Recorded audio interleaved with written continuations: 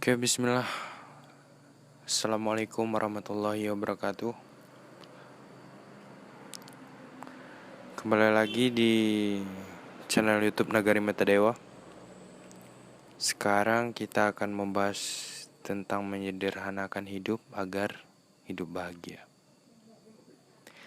Hidup sederhana, apakah ini terdengar membosankan atau sangat menarik bagi Anda?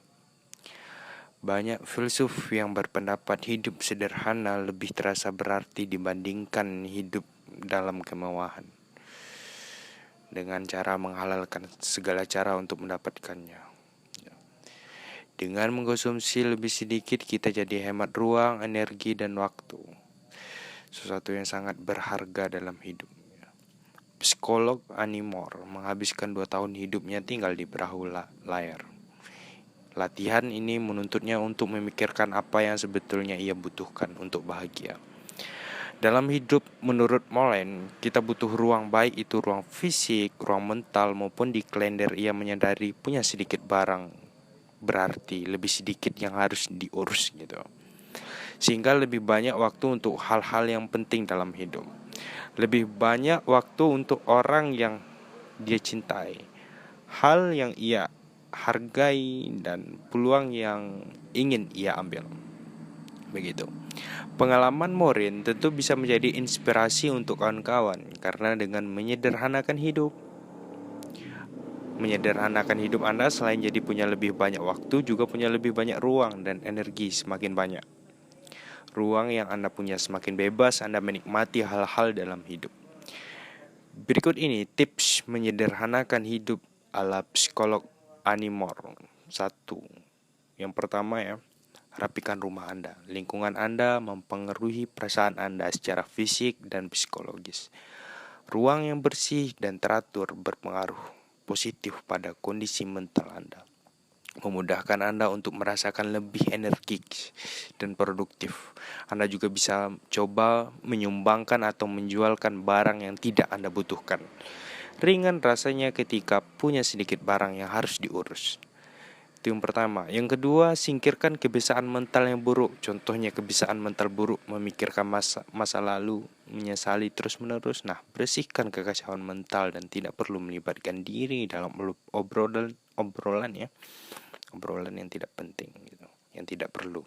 Ganti dengan kebiasaan berpikir yang lebih sehat, seperti rasa syukur. Itu lebih nikmat. Atau diskusi dengan diri sendiri secara realitas gitu. Apa yang dibutuhkan saat ini gitu, apa solusinya gitu kalau ada masalah seperti ini. Itu yang harus didiskusikan.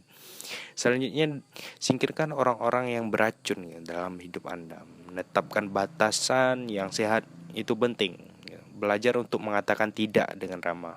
Pilih-pilih orang di sekitar Anda juga. Hubungan dengan mereka yang membuat Anda maju, dan selamat tinggal kepada mereka yang membuat Anda mundur.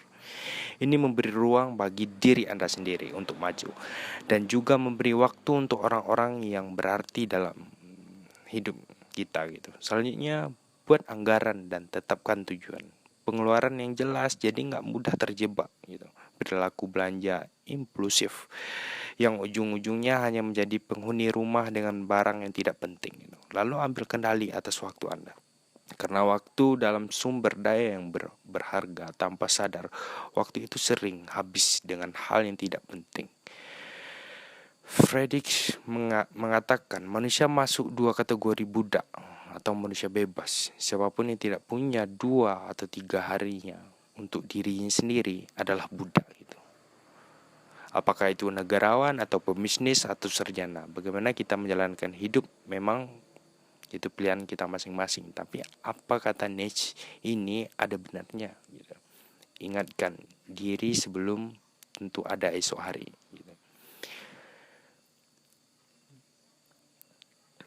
Ini membantu kita untuk lebih disiplin, menjadwalkan waktu untuk hal-hal yang penting, dan menikmati momen hidup bermain dengan anak-anak kita, bagi yang punya anak, mengobrol dengan pasangan, bagi yang punya pasangan dan teman, atau menikmati matahari terbenam.